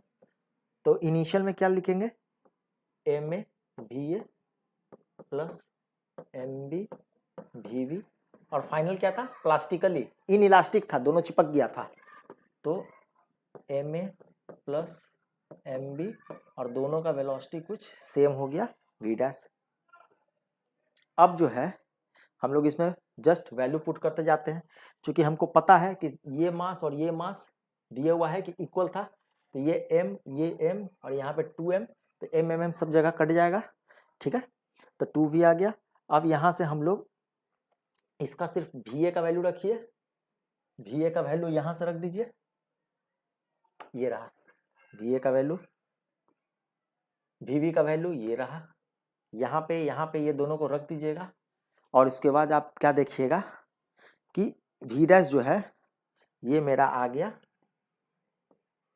0, ये क्या हो गया, यानी कि दोनों जैसे ही चिपक गया, वो चिपकने पे हम लोग का v डैश हो गया 0, यानी कि जस्ट एक रेस्ट में आ गया, फिर गिरेगा, इनिशियली कोई इसका वेलोसिटी नहीं होगा, तो v डैश मेरा हो गया 0। तो अब जो है यहाँ पे हमको निकालना क्या था, क्वेश्चन में थोड़ा लंबा चल रहा है क्वेश्चन, लेकिन कंसेप्ट बहुत आसान है। अब हमको निकालना है combined mass to reach the ground, यानी कि ग्राउंड पे आने में कितना टाइम लगा, टू रीच द ग्राउंड, ठीक है, कंबाइंड मास को कितना टाइम लगा। तो पहले तो यहाँ से हम लोग ये निकाल लेते हैं कि एच डैश कितना होगा, हाइट कितना है एच डैश, तो ये वी डैश 0 हो गया, यानी कि यू टी जो मेरा होता है ये 0 हो जाएगा, तो ये 0 हो गया, चूंकि यू 0 हो गया, तो ये 0 plus half G T square, बस यही आ गया, हाफ जी टी स्क्वायर। तो और यहाँ से टी बराबर मेरा कितना आ गया, टी मेरा आ गया 2h डैश बाई जी, ये आ गया। अब v फाइनल मेरा कितना आ जाएगा, ये इनिशियल वेलोसिटी तो 0 था, फाइनल वेलोसिटी तो v बराबर u प्लस ए टी, ये 0 है, ये कितना हो गया जी टी, ये v फाइनल। तो ये इसका यूज होगा नहीं, इसका तो यूज नहीं है। अब यहाँ से h जो आ गया, ये h का अब मान हमको रख देना है, ठीक है, ये इसका कोई यूज नहीं है, इसको हटा दीजिए।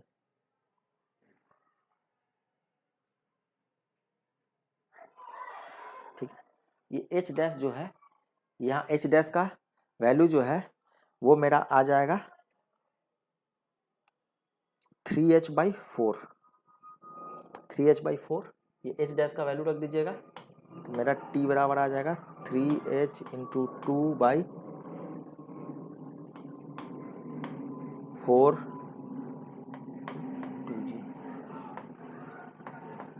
और यहाँ से आ जाएगा 3h बाई 4g। अब बोल रहे होंगे एच डैश क्या हम लोग ले रहे हैं, चलिए एच डबल डैश होना चाहिए, एच डबल डैश मतलब जो नीचे से हम लोग भेजे थे एक ऊपर से आ रहा है, तो मान लीजिए बीच में कहीं टकराया, दोनों मिलकर टकरा गया, तो जो नीचे वाला हाइट है यही हाइट ना वो कवर करेगा, एच डबल डैश ही ना कवर करेगा, एच डबल डैश ही ना वो कवर करेगा। दोनों आके टकरा गया तो यहाँ पे आ गया, तो यही तो नीचे आएगा, तो ये मेरा हाइट हो गया। ये हाइट का वैल्यू हम लोग पुट कर देंगे, मेरा ये आंसर आ जाएगा। और यहाँ से आप लोग देख सकते हैं टाइम बराबर नेक्स्ट आपका 3/4 h/g, 3/4 ये आ गया आंसर। यही पे तो आ गया, ये जो एच डैश है ऊपर हम लोग फेंके तो यही इतना ही, तो फिर दोनों चिपक के यही डिस्टेंस तो कवर करेगा, अलग डिस्टेंस तो होगा नहीं। तो एच डैश डबल डैश हमको एक तरह से पता है, यहाँ से हम लोग पता चल गया, ठीक है। एच डबल डैश क्या है, चलिए नेक्स्ट देखते हैं। नेक्स्ट क्वेश्चन, इसमें क्या कर रहा है, कर रहा है consider a uniform rod of mass m 4 kg, length L, pivoted at its about its center. A mass m is moving with velocity v, making an angle pi/4 to the rod and collides with the other end, ठीक है, other end। और इसके बाद क्या हो गया, उसके बाद उसमें वो स्टिक कर गया, यानी कि ये परफेक्टली इनइलास्टिक हो गया। The angular speed of mass rod system. अब देखिए कभी भी जब एंगुलर वेलोसिटी होता है ना, तो वहाँ एंगुलर मोमेंटम की भी बात होती है। एंगुलर मोमेंटम डिस्क्रीट मास के लिए m इंटू वी लगा के मतलब मोमेंटम इंटू आर लगा के निकाल लेते हैं, लेकिन वही चीज अगर रोटेशनल डायनामिक्स में करते हैं तो आई ओमेगा हो जाता है उसका ये एंगुलर मोमेंटम, ठीक है, वो सब कंसेप्ट भी देखेंगे। तो यहाँ पे ये पूछ रहा है कि एंगुलर स्पीड क्या होगा। तो चलिए ये सवाल जो है पहले इस सवाल को एक एक कर करके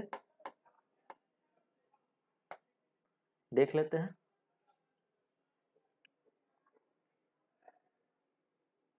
चलिए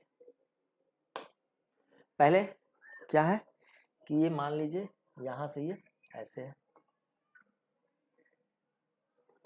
पाइवोटेड एट इट्स सेंटर, यहां से कहीं मतलब इसमें ऐसे कर दिया, अब ये ऐसे ऐसे गोल गोल घूम सकता है इसमें इसी के अलॉन्ग, यानी कि हाफ लेंथ L/2 के अलॉन्ग, ये टोटल लेंथ L है, अब ये L/2 ही घूमेगा, ठीक है। अब जो है इस पे एक मास आके यहाँ पे टकरा रहा है, कितना pi/4 एंगल पे, तो ये वेलोसिटी जो है अब इसका दो कंपोनेंट होगा, एक इधर एक इधर, तो pi/4 है तो v/√2 इधर और v/√2 इधर, यानी कि v cos 45 v sin 45, तो v/√2 v/√2 ये v से टकराया, एक बॉडी मास m है, जैसे ही टकराएगा ये इसमें चिपक गया। तो अब पूछ रहा है एंगुलर स्पीड, तो पहले टकराता है, तो जो इसमें जो है हम लोग एंगुलर मोमेंटम का कंसेप्ट बोले थे, तो एंगुलर मोमेंटम का जो है दो फॉर्मूला होता है। एंगुलर मोमेंटम लीनियर मोमेंटम के एकदम जैसे, लीनियर मोमेंटम में क्या होता है P = m × v, तो एंगुलर मोमेंटम में P के जगह L से डिनोट करते हैं, मास के जगह यहाँ पे आ जाएगा मोमेंट ऑफ इनर्शिया, अब v के जगह आ जाएगा ओमेगा, आई ओमेगा। लेकिन अगर डिस्क्रीट मास सिस्टम है, छोटा छोटा मास है, तो यहाँ पे एंगुलर मोमेंटम हो जाएगा r × r क्रॉस p, ये भी है, तो ये दोनों फॉर्मूला यूज होता है। अब हम लोग डिस्क्रीट मास सिस्टम लगा रहे हैं या कंटिन्यूअस मास सिस्टम लगा रहे हैं, तो कंटिन्यूअस रहेगा तो उसका मोमेंट ऑफ इनर्शिया होगा, और ये तो वो उसके अनुसार ये दोनों लगता है। तो ये हो गया angular momentum, just like linear momentum ही है, जिस अब ये गोल गोल घूमने लगे तो एंगुलर मोमेंटम लगाएंगे, और स्ट्रेट लाइन पे चलेगा तो लीनियर मोमेंटम लगेगा। तो यहाँ पे भी क्या होगा, क्योंकि यहाँ पे कोलिजन हुआ है, और कोलिजन होने के बाद ये कैसा है, एक एंगल पे घूम रहा है, मतलब ये हिंज करके ऐसे से गोल गोल घूम रहा है, तो यहाँ पे एंगुलर मोमेंटम की बात होगी, लीनियर मोमेंटम की नहीं। तो यहाँ पे भी फिर वही कंजर्वेशन तो रहेगा ही, जैसे वहाँ लीनियर मोमेंटम का था जो स्ट्रेट पाथ में चल रहा था, उसी तरीके से यहाँ एंगुलर मोमेंटम है, तो यहाँ भी एंगुलर मोमेंटम का कंजर्वेशन रहेगा। और स्टार्टिंग में जब ये आके टकराया तो Li इनिशियल एंगुलर मोमेंटम, तो इनिशियल एंगुलर मोमेंटम इसके कारण तो कुछ था ही नहीं, ये तो घूम ही नहीं रहा था, तो इसका 0, और ये वाला बॉडी जो आ रहा था तो इसका हो जाएगा। यहीं से देखेंगे सबका रेफरेंस पॉइंट ये है तो यहाँ से ये कितना दूरी है L/2, यानी R मेरा कितना हो गया L/2, R मेरा हो गया L/2 और इंटू P क्या है मेरा लीनियर मोमेंटम यानी कि mv, तो mv मेरा कितना हो जाएगा mv√2, यानी कि ये जो पॉइंट है इसके अलोंग ऐसे रहेगा क्योंकि क्रॉस प्रोडक्ट है तो sin 90 क्रॉस प्रोडक्ट है तो sin 90 यही तो लेंगे, ये वाला सिर्फ अगर ये वाला लीजिएगा तो ये पॉइंट है और इसके अलोंग ऐसे है तो ये क्या हो गया sin 0, तो sin 0 0 हो जाएगा। तो यानी यहाँ पे जो है क्रॉस प्रोडक्ट के कारण सिर्फ ये वाला लेंगे, ये वाला के कारण 0 हो जाएगा, तो यही ले लिया mv। तो ये मेरा हो गया li मेरा कितना हो गया mv√2 इंटू L/2 और मेरा L फाइनल क्या हो गया I ओमेगा, चूंकि ये दोनों चिपक के गोल गोल घूम रहा है तो ये दोनों को अब हमको I अगर पता चल गया यहां से हम लोग उसको लगा देंगे। तो I पता होने के लिए सिर्फ मोमेंट ऑफ इनर्शिया का कंसेप्ट होना चाहिए, मोमेंट ऑफ इनर्शिया। तो मोमेंट ऑफ इनर्शिया एक रॉड का उसके मिड पॉइंट पे क्या होता है ये हमको पता होना चाहिए, ये क्या होता है ml²/12 और मोमेंट ऑफ इनर्शिया एक बॉडी का जैसे मान लीजिए इसके लॉन्ग निकालना है, एक मास m है, इसका दूरी ये r है, तो इसका क्या होगा ये हमको पता चलना चाहिए। तो ये क्या हो जाता है mr², इसका मोमेंट ऑफ इनर्शिया, ये मोमेंट ऑफ इनर्शिया पता चल गया, ये मोमेंट ऑफ इनर्शिया। तो ये जो I जो है ये दोनों के कारण होगा, इसका मोमेंट ऑफ इनर्शिया और इसका मोमेंट, क्योंकि दोनों चिपक गया है ना, मास दोनों का चिपक गया है। तो ये कितना हो जाएगा, ये m जो है ये 4m दिया हुआ है, m = 4m m L²/12 और यहाँ पे प्लस ये m कितना दिया हुआ है m और ये r² कितना है L/2 का होल स्क्वायर। ये हो गया मेरा मोमेंट ऑफ इनर्शिया, ये रॉड के कारण, इसके कारण और ये इसके कारण इनटू ओमेगा। अब देखिए कंजर्वेशन लगा दीजिए, इसको बराबर इसको कर दीजिए, हो जाएगा एकदम, सवाल सॉल्व हो गया। यानी कि कंजर्वेशन लगा दीजिए Li = Lf। अब ये जैसे ही कंजर्वेशन लगाइएगा दोनों तरफ ये कट कुट करके क्या आ जाएगा मेरा ओमेगा बराबर आ जाएगा 3√2/7 v/L, ये मेरा आंसर आ जाएगा। अब देखते हैं ऐसा कुछ, ये रहा मेरा 3√2, ये मेरा आंसर हो गया। तो ये सवाल में मोमेंट ऑफ इनर्शिया आपको पता होना चाहिए, एंगुलर मोमेंटम किसे कहते हैं इसको पता होना चाहिए, ये सवाल बन जाएगा। ठीक है, बस यही इतना सवाल में पूछ रहा था। अब एक और सवाल देखते हैं। ये बोल रहा है एक यूनिफॉर्म स्फीयर है, उसका मास है इतना और ये रोल्स कर रहा है विदाउट स्लीपिंग, यानी कि हो सकता है rolling without sleeping, rolling with sleeping, ये भी एक कंडीशन होता होगा। तो रोलिंग विदाउट स्लीपिंग हो रहा है, तो यानी कि जो रोल कर रहा है वो विदाउट स्लीपिंग, मतलब जितना ये रोल करेगा उतना ही ये आगे बढ़ेगा, यानी इधर का और इधर जो ट्रांसलेशन के कारण होता है और इधर जो घूमने रोलिंग के कारण हो रहा है, दोनों का वेलोसिटी सेम है, इसलिए विदाउट स्लीपिंग है। ठीक है, जैसे कि आपका देखते होंगे कि कार है, कभी कीचड़ में फंस जाता है, बहुत तेजी से चक्का नाचता है तेजी से, लेकिन वो आगे नहीं बढ़ता है, उसका आगे नहीं बढ़ता है, वो चक्का वहीं पे नाच रहा है, तो वो क्या हो गया, रोल तो कर रहा है तो वो स्लीप के कारण कर रहा है, रोलिंग विथ स्लीपिंग। यहाँ क्या है रोलिंग विदाउट स्लीपिंग, यानी कि जितना रोल करेगा उतना ही आगे बढ़ेगा। जो नॉर्मल स्टेज में जो चक्का होता है जितना जैसे नचा उतना ही आगे बढ़ा, लेकिन जब कीचड़ में फंस जाता है तो चक्का ऐसे ऐसे कर रहा है लेकिन वो आगे गाड़ी नहीं बढ़ता है। ठीक है, तो यही चीज है रोलिंग विथ स्लीपिंग और विदाउट स्लीपिंग। तो इसमें जो है ये और ये वेलोसिटी एक हो जाता है, बस यही कंसेप्ट था। ये कंसेप्ट अगर पता चल जाएगा कहानी खत्म है। अब कह रहा है ये मूव कर रहा है इतना से, ठीक है, तो यानी यहाँ पे काइनेटिक एनर्जी पूछ रहा है, तो काइनेटिक एनर्जी जो होगा ये हो जाएगा kinetic energy due to translation plus kinetic energy due to rotation. सिर्फ आगे बढ़ रहा है तो उसका काइनेटिक एनर्जी नहीं ना है, वो गोल गोल घूम भी रहा है, उसका ओमेगा भी है, तो ओमेगा के कारण भी तो उसका काइनेटिक एनर्जी होगा। एंगुलर वेलोसिटी, जो भी वेलोसिटी के कारण जो एनर्जी होता है उसको काइनेटिक एनर्जी कहते हैं। तो वो एनर्जी वो घूम सकता है आगे भी, ऐसे भी, ठीक है। तो यहाँ पे हम लोग ट्रांसलेशन के कारण वाला का फॉर्मूला तो बहुत आसानी से लिख देते हैं, हाफ एम बी स्क्वायर, यहाँ की v का वैल्यू दिया हुआ है, प्लस अब यहाँ पे क्या डालेंगे, हाफ m का रोटेशनल डायनेमिक्स में मोमेंट ऑफ इनर्शिया, ये भी हम बताए थे, डिस्कस किए थे, v स्क्वायर का ओमेगा स्क्वायर, बस हो गया। इसको रख दीजिए, आंसर आ गया। अब यहाँ से जो है हम लोग को पता है कि यहाँ का दोनों का वेलोसिटी सेम हो जाएगा, यानी कि ये दोनों का अगर इधर और इधर दोनों सेम है, यानी कि v minus omega r is equal to 0 same है, यानी कि v equal to omega r, यानी कि ये लीनियर वेलोसिटी, ये एंगुलर वेलोसिटी, ये दोनों का ये कंडीशन पुट करना है, ठीक है। आई, अब ये क्या है, स्फीयर है, तो स्फीयर का मोमेंट ऑफ इनर्शिया होता है 2/5 mr स्क्वायर, हाफ एम भी स्क्वायर, हाफ ये होता है 2/5 mr स्क्वायर, और ओमेगा का क्या हो जाएगा, ये v/r, यहाँ से चूंकि रोलिंग विदाउट स्लीपिंग है, v/r का होल स्क्वायर, तो ये r स्क्वायर कट जाएगा। अब यहाँ से आप देख सकते हैं m का वैल्यू दिया हुआ है 500 ग्राम, v हमको दिया हुआ है 5 सेंटीमीटर पर सेकेंड, v कट गया। अब ये बचा क्या, ये सवाल में बचा है क्या, बस क्वेश्चन में वैल्यू पुट कीजिए, आंसर आ गया।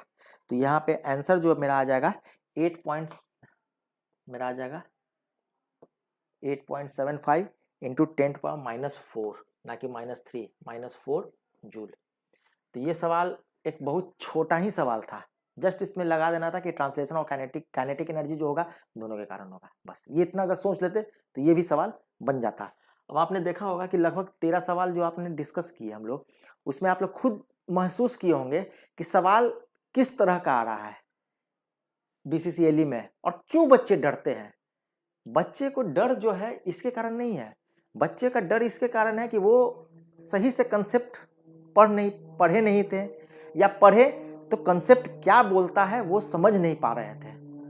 अगर सही से आप कंसेप्ट को समझिएगा, सही से पढ़िएगा, क्यों आपको सवाल हार्ड लगेगा। अभी तक जितना मैंने सवाल बताया उसमें क्या कोई नया कंसेप्ट लगा के भारी भरकम कुछ कंसेप्ट थोड़ी ना था, सब इजी कंसेप्ट था, वो जान रहे हैं, वो अप्लाई कर रहे हैं, आंसर बन जा रहा है।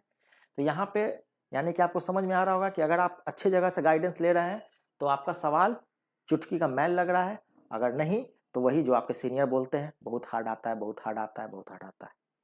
चलिए अब नेक्स्ट क्वेश्चन में देखते हैं, ये है।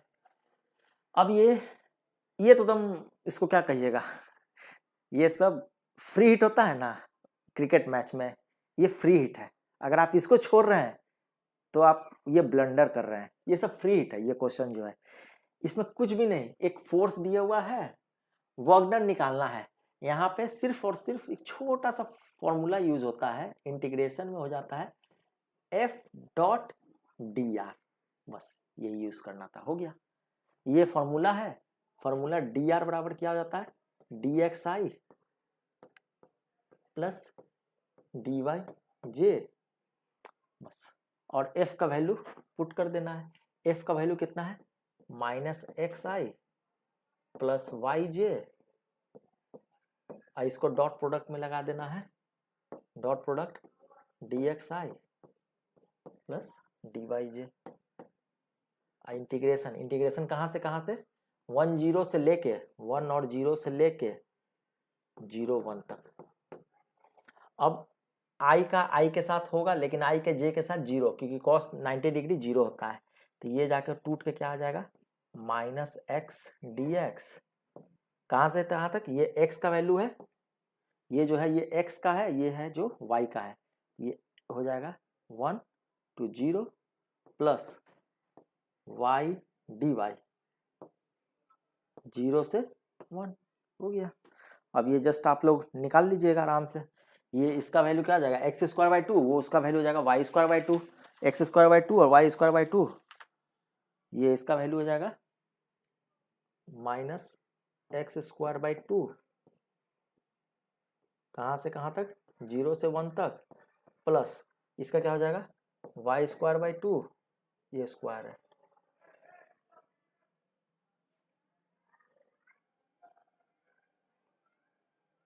वाई स्क्वायर बाई टू, कहाँ से कहाँ तक, 1 से 0 तक, वैल्यू रख दीजिए। अब ये वैल्यू रख दीजिएगा तो 1/2 इसका ही वैल्यू 1/2 प्लस 1/2 ये आ जाएगा 1।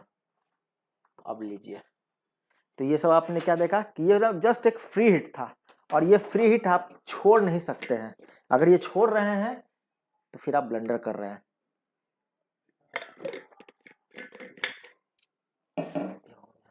14, तो ये 14 सवाल आपने देखा, ठीक है, तो अभी रहने देते हैं।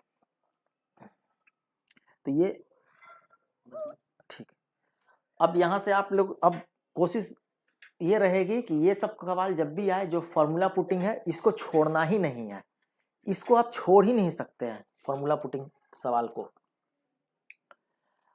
अब ये सब है, ये भी फ्री हिट है, जस्ट फ्री हिट है, आपके लिए एकदम फ्री हिट है, ये सब सवाल बनाना ही बनाना है। अब इसमें क्या कर रहा है, प्लैनेट ए है, उसका मास m है, रेडियस r है, प्लैनेट बी है, उसका हाफ है मास, यानी कि प्लैनेट बी का मास कितना हो गया, प्लैनेट बी का मास हो गया m/2, और क्या कर रहा है, रेडियस भी हाफ हो जा रहा है, यानी कि r/2। ये प्लैनेट बी का, बी के लिए, ए के लिए क्या है, m है, r है, ठीक है। अब कर रहा है if the escape velocity of A and B, escape velocity जो है इसके लिए ए है, इसके लिए बी है, तो v a by v b पूछ रहा है। तो जस्ट यहाँ पे आपको जानना था, वो एक छोटा सा सिर्फ कंसेप्ट जानना था, एस्केप वेलोसिटी का फॉर्मूला क्या होता है। एस्केप वेलोसिटी का फॉर्मूला होता है 2gm बाई आर, ये फॉर्मूला जिसका कि वैल्यू होता है 11.2 किलोमीटर पर सेकेंड, ये फॉर्मूला होता है। ये अगर आप जान रहे हैं, ये सवाल बना दीजिएगा। ये क्या कर रहा है, v a by v b, बस लिख दीजिए v a by v b, v a कितना हो जाएगा √2gm बाई आर, और वी बी क्या हो जाएगा 2g, बी के लिए कितना मास है m/2, और इसके लिए r/2, ये 2 कट गया, अब ये भी 2gm बाई आर हो गया, ये भी 2gm बाई आर हो गया, यानी ये 1 आ गया, ये 1 आंसर। क्या था, कुछ नहीं था, बस ये आप जान रहे थे, ये सवाल आ गया। 2020 का सवाल है, 20 क्वेश्चन 22 क्वेश्चन में बच्चे अंडर 20 रैंक ला रहे थे, आप सवाल का भी देख रहे हैं, इसलिए कभी भी डरिए मत, जो डर गया वो मर गया, पहले ही था, इसलिए डरना नहीं है, कंसेप्ट पकड़ना है और बढ़िया से पढ़ाई करना है। इस ये नहीं करेंगे कि पढ़ाई नहीं करना है, बढ़िया से पढ़ाई करना है। अब ये भी है, as asteroid is moving directly towards the centre of the earth, वो डिस्टेंस इतना था फ्रॉम द अर्थ, और इसका स्पीड था उस समय इतना, neglecting the effect of atmosphere, atmosphere को इसलिए नेग्लेक्ट कर रहा है क्योंकि एटमॉस्फेयर में फ्रिक्शनल फोर्स लगता है, तो ये हम फ्रिक्शनल फोर्स नहीं लगा रहे हैं। एक्सटर्नल फोर्स नहीं लगेगा तो मेरा लीनियर मोमेंटम कंजर्व रहेगा, ये हम पहले ही बोले हैं, तो एक्सटर्नल फोर्स ये पहले से ही हटा दिया, यानी कि हम लोग यहाँ पे लीनियर मोमेंटम लगा सकते हैं। अब ये कर रहा है, अब when the speed of the asteroid will hit the surface, तो जैसे ही एस्टेरॉयड जो हिट करेगा सरफेस, तो उस समय उसका लीनियर मोमेंटम, सॉरी स्पीड क्या है, ये सवाल में पूछ रहा है, ठीक है। तो अब जो है इसको तो छोटा कर देते हैं पहले,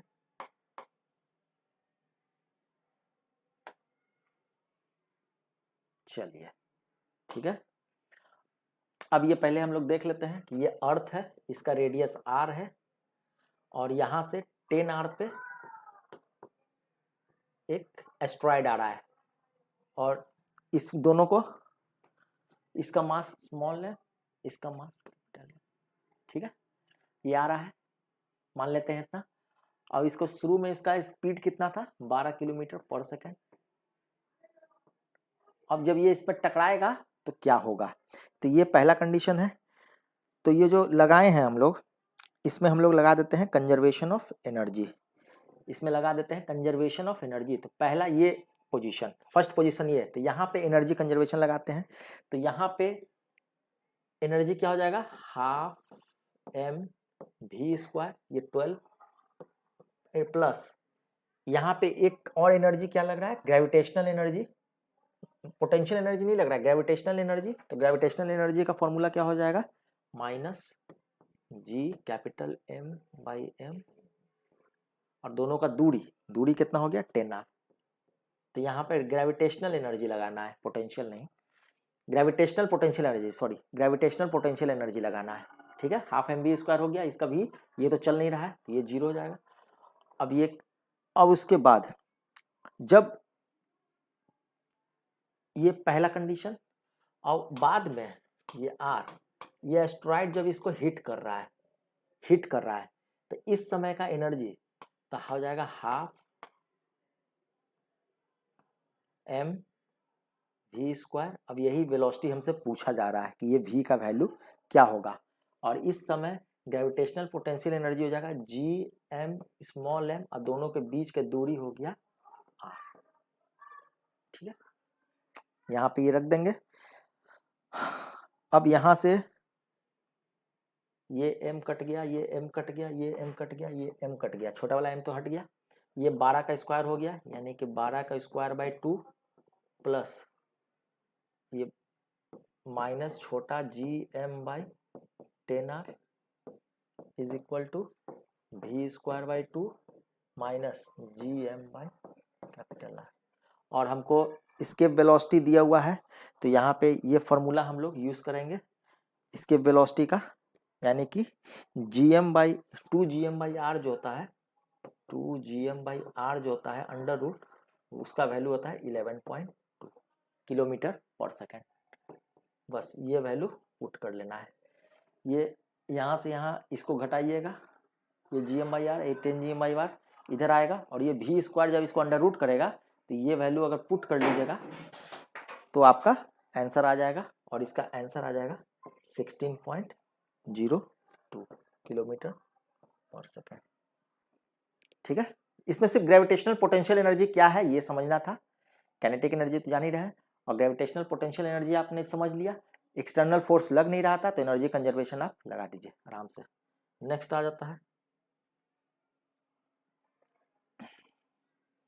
स्प्रिंग मास सिस्टम है।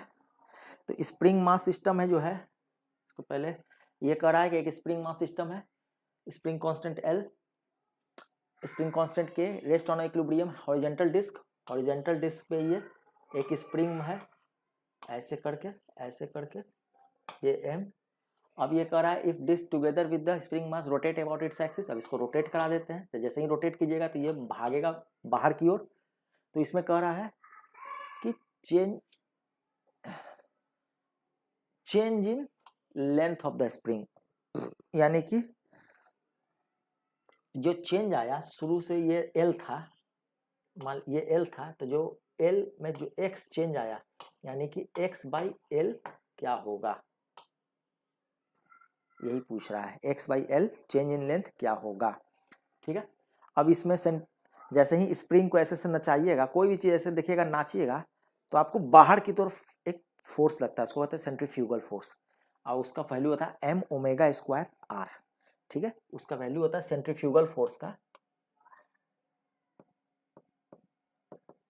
सेंट्रीफ्यूगल फोर्स का होता है, और जो सेंटर की ओर लगता है उसको कहते हैं सेंट्रीपिटल। सेंट्रीफ्यूगल फोर्स हो जाता है m ओमेगा स्क्वायर r। तो आप कहिएगा सेंट्रीपिटल क्या होता है, तो सेंट्रीपिटल होता है, सेंट्रीपिटल फोर्स होता है m v square by r, यानी कि ये ओमेगा स्क्वायर रोटेशनल और ये v स्क्वायर बाई r, ये दोनों सेंट्रीपिटल और सेंट्रीफ्यूगल दो तरह का फोर्स लगता है। ठीक है, कोई भी रोटेटिंग बॉडी पे।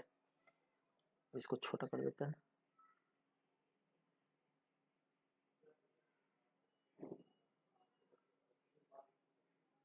चलिए हो गया। अब जो है इस पे हम लोग क्या करते हैं, सबसे पहले स्प्रिंग फोर्स कितना है वो देख लेते हैं। तो सबसे अच्छी चीज है कि आप यहीं पे बैठ जाइएगा, तो स्प्रिंग फोर्स जो लगेगा वो क्या हो जाएगा kx, और ये spring force is equal to centrifugal force m omega square. अब ये r जो है यहाँ से यहाँ कितना हो जाएगा, l प्लस एक्स, ठीक है। और इसको हम लोग सॉल्व करेंगे, इसको सॉल्व कीजिएगा, यानी बस यही इतना ही लिखना था आपको, यहाँ बैठ जाना था, रिलेटिव मोशन में यहाँ बैठ जाना था। Spring force is equal to centrifugal force, concept यही है, बस सवाल बन गया है। कंसेप्ट जो लगाना था मैंने लगा दिया, अब जो मैं करूंगा वो कैलकुलेशन है। तो कैलकुलेशन तो इट्स पार्ट्स ऑफ, वो तो मैथमेटिक्स रहे कुछ भी रहे, कैलकुलेट तो आपको करना है। कंसेप्ट इतना ही था कि स्प्रिंग फोर्स जो लगेगा वो उसके कारण सेंट्रीफ्यूगल फोर्स के बराबर हो जाएगा। अब यहाँ से हम लोग एक्स का वैल्यू लिख दीजिएगा, एम ओमेगा स्क्वायर के एल प्लस एक्स। अब इसको सॉल्व करते जाइएगा तो आपका लास्टली जो है ऐसा कुछ आ जाएगा, x by l m omega square के माइनस एम ओमेगा स्क्वायर।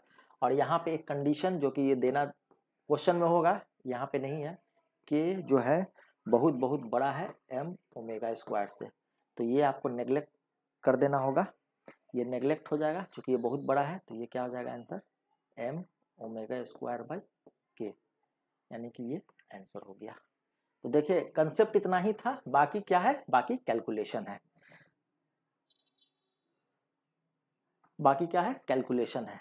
तो अब आप खुद महसूस कर रहे होंगे कि बीसीसीएल से डरने की अब जरूरत नहीं है। सिर्फ हम अगर बढ़िया से पढ़ाई करेंगे, सिर्फ बेसिक कंसेप्ट लेके जाएंगे एग्जाम में, क्या किस क्वेश्चन में क्या लगाना है कंसेप्ट, बस इतना ही हम जानेंगे, तो ये एग्जाम को हम लोग 100% अच्छे रैंक से क्रैक करेंगे, ये जान लीजिए। सिर्फ क्रैक करना यहाँ मोटिव नहीं है, मैं इतना मेहनत कर रहा हूँ आपको क्रैक कराने के लिए नहीं, बल्कि एक अच्छा से अच्छा rank, under 25 rank, under 20 rank, under 10 rank, rank 1, rank 2, इसके लिए मैं मेहनत कर रहा हूँ, ठीक है। तो ये जस्ट यही कंसेप्ट था। एक और सवाल देखते हैं।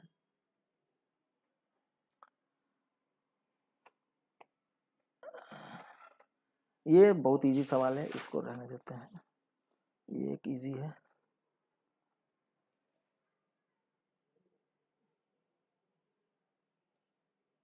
एक छोटा सा सवाल करा के खत्म करेंगे।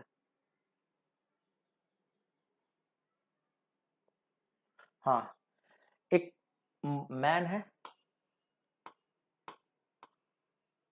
और एक इसका एक बेटा है, दोनों रेस्ट में है, स्टैंडिंग ऑन फ्रिक्शनलेस सरफेस। ये जो सरफेस है ये कैसा है, स्मूथ है, फ्रिक्शनलेस है, ठीक है। और दोनों एक दूसरे को देख रहा है, पापा बेटा को देख रहा है, बेटा पापा को देख रहा है। अब जो बाप है इसको थोड़ा सा ठेल देता है इधर। तो हम जैसे नाव पे आप चढ़ते हैं तो क्या करते हैं, नाव से उतरना चाहते हैं, जब उतरने जाइएगा तो आप क्या करते हैं, नाव को पीछे की ओर ठेलते हैं ताकि आप किनारे की ओर आगे बढ़िए। ये चीज आपने महसूस किया होगा कि नाव को ठेलते हैं ताकि हम आगे बढ़े। तो यही होता है, थर्ड लॉ यही है न्यूटन्स का, कि to every action there is equal and opposite reaction. तो ये जब इसको ठेलेगा बेटा को इधर, तो बाप भी इधर हो जाएगा, ठीक है, इधर हो जाएगा। अब इसमें कह रहा है कि speed of man with respect to surface. तो यहाँ पे हमको क्या दिया हुआ है, the man pushes his son start moving 0.7 with respect to man, यानी कि velocity of son with respect to father हमको कितना दिया हुआ है, 0.7, ठीक है। Velocity of son with respect to father, यानी कि velocity of son with respect to father is nothing but velocity of sun minus velocity of father. Velocity of son with respect to ground कह सकते हैं, और velocity of father with respect to ground, यही रखा है, surface या ground कुछ भी कर दीजिए। तो ये हमसे पूछ रहा है, ये हमको दिया हुआ है और ये हमको नहीं पता चल रहा है, ये पूछ रहा है। तो यहाँ पे हम लोग सबसे पहली बात है कि हम लगा देते हैं कंजर्वेशन ऑफ मोमेंटम। तो जैसे ही मोमेंटम कंजर्व करेंगे तो ये 0 प्लस 0, क्योंकि इनिशियली दोनों रेस्ट में है, into mass of father into velocity of father with respect to ground plus mass of son with respect to ground. चलिए यहां से आ गया। अब यहां से ये हमको पता है,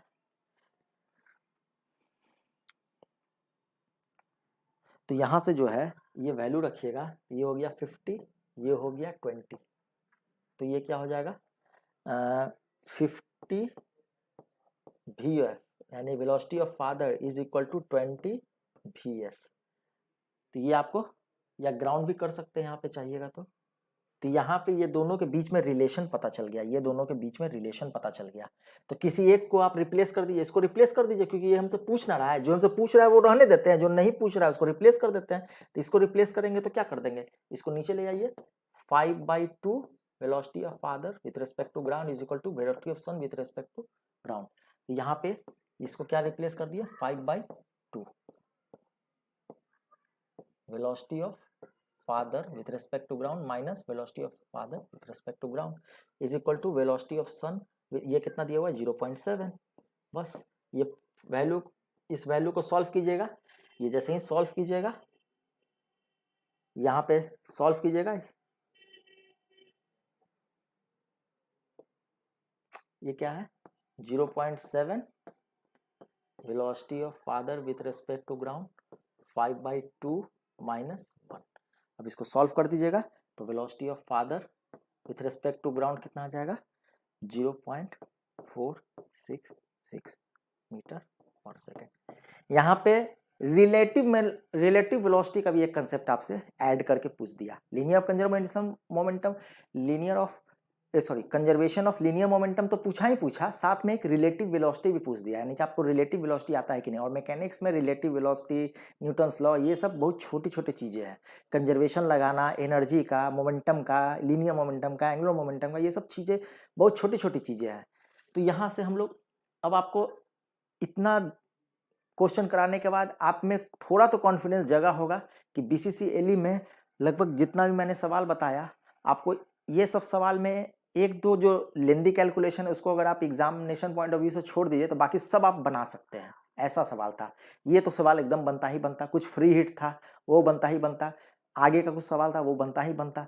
तो अब आप एकदम डरना नहीं है BCCLE से, और सही तरीके से सही गाइडेंस में आपको प्रिपरेशन करना है और अच्छा से अच्छा रैंक हमेशा हम सिंगल और डबल डिजिट को ही मानेंगे, ट्रिपल डिजिट रैंक नहीं है, वो फिर क्रैक है और आपको आगे बढ़ना है। ठीक है, चलिए आज यहीं तक रखते हैं, फिर इसको 2020 का एक एक सवाल हम लोग सॉल्व करेंगे। आज इतना सवाल, उसके बाद फिर आगे भी सवाल हम लोग जारी रख के, ये जो 50 सवाल आता है 50 को पहले हम लोग सॉल्व कर लेंगे। ठीक है, ओके।